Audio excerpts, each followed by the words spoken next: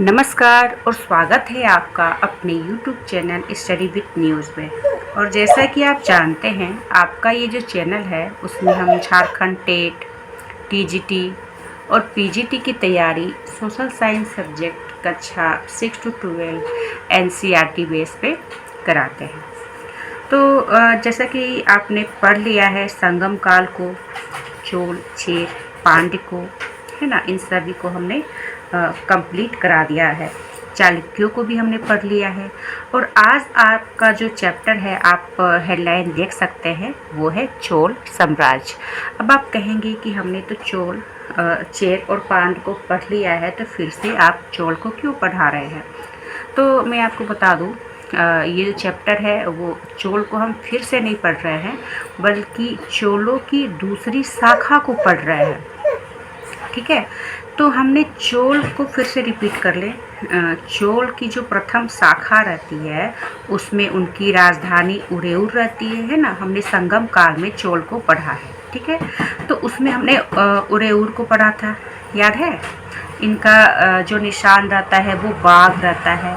ज़मीन काफ़ी उपजाऊ रहती है इनकी, और कृष्णा नदी के किनारे ये रहते हैं, याद है ना, मैंने आपको बताया था।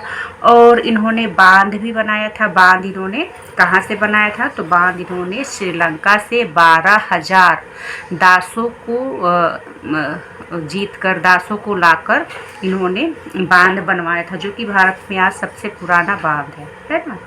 तो चोल वंश के संस्थापक कौन रहते हैं? तो विजयालय रहते हैं, ठीक है, आपको याद रहेगा।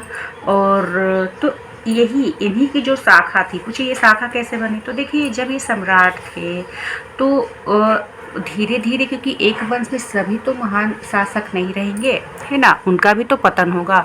तो कमज़ोर शासक आ गए, और जब इन्हें देखा गया कि ये कमज़ोर हो गए, तो इन पर पल्लवों ने अधिकार कर लिया, है ना, और इन्हें सामंत बना दिया गया।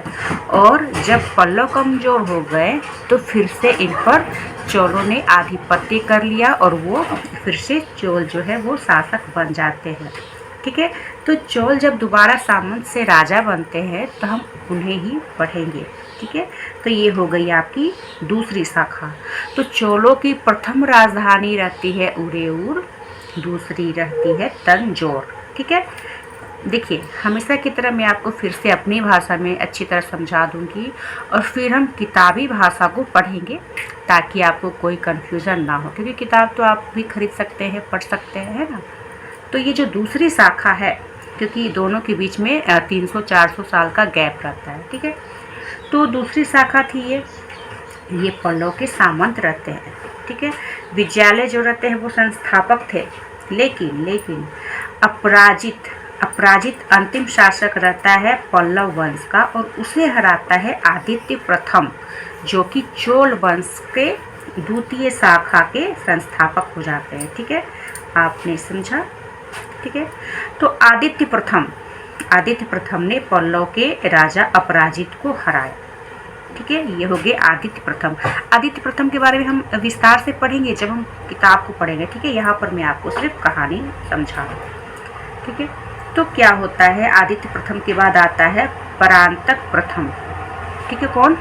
परांतक प्रथम, ठीक है। ये आदित्य प्रथम के पुत्र रहते हैं, ठीक है।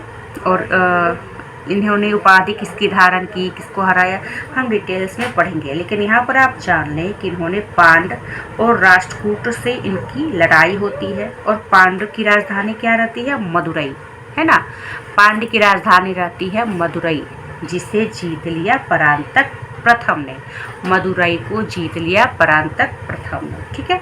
इसके बाद आता है राजराज काफ़ी कर सकते हैं कि विख्यात, काफ़ी पराक्रमी शासक रहता है, ठीक है। और ये वही राजराज है जिसने सोमेश्वर प्रथम से लड़ाई किया था और उसे हराया था। अब ये सोमेश्वर प्रथम कौन है? आप तो भूल चुके होंगे। तो ये सोमेश्वर प्रथम कल्याणी के चालुक्य, आपको याद आया? कल्याणी के चालुक्य का शासक था, जिस पर राजराज ने हमला किया, उसे हरा दिया, जिसके कारण दुखी होकर सोमेश्वर प्रथम ने तुंगभद्रा नदी में आत्महत्या कर लिया। ठीक है, सोमेश्वर प्रथम आपको याद आया। फिर क्या किया राजराज ने, इसने एक मंदिर भी बनवाया, डिटेल्स में हम पढ़ेंगे, जो नाम था राजराजेश्वर मंदिर। इसे ही बृहदेश्वर मंदिर भी अब कहा जाने लगा, बृहदीश्वर मंदिर। ठीक है, तो फिर इसने सोमेश्वर चालुक्य को हराया, कल्याणी के चालुक्य। उसके बाद इसने श्रीलंका पर चढ़ाई कर दिया और वहाँ पर उसके राजा रहते हैं श्रीलंका के महेंद्र पंचम। अब आप ये बताइए, श्रीलंका पर आक्रमण करने वाला प्रथम शासक कौन हुआ? राजराज प्रथम?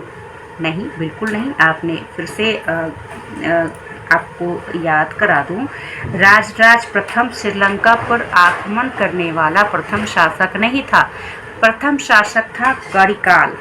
याद है, हमने जब प्रथम शाखा चोलों की पढ़ी थी तो हमने उसमें करिकाल को पढ़ा था, काफ़ी प्रतापी था। इसी ने ही श्रीलंका पर प्रथम आक्रमण किया था, ये भी चोल वंश का ही था।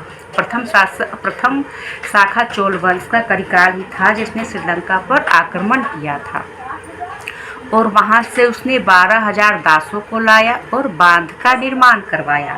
ठीक है, ये दूसरी शाखा का राजराज था जिसने श्रीलंका पर आक्रमण किया, लेकिन ये पूरे श्रीलंका को इसने जीता नहीं था। ठीक है, इसके बाद आता है राजेंद्र प्रथम। इसने पूरा श्रीलंका को जीता था, इसकी नौसेना काफ़ी अच्छी थी। ठीक है, और उसके बाद इसने पाल शासक पर भी हमला किया। इस पर पाल, हम आगे पढ़ेंगे, राष्ट्रकूट, प्रतिहाल और पाल, उसमें से ये पाल पर इसने राजेंद्र प्रथम ने हमला किया। ठीक है, और उपाधि धारण किया इसने, कौन सा? गंगई कोंड का।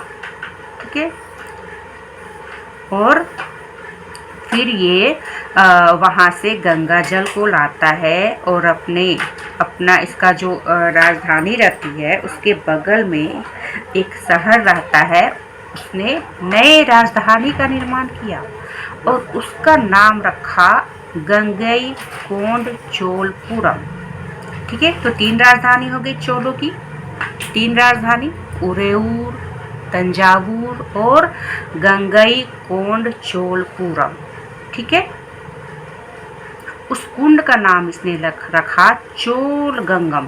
ठीक है, उस कुंड का जिसमें इसने बंगाल के गंगा से जल लाकर उस कुंड का निर्माण करके गंगा नदी का जो जल है उसमें इसने मिला दिया। उस कुंड का नाम था चोल गंगम।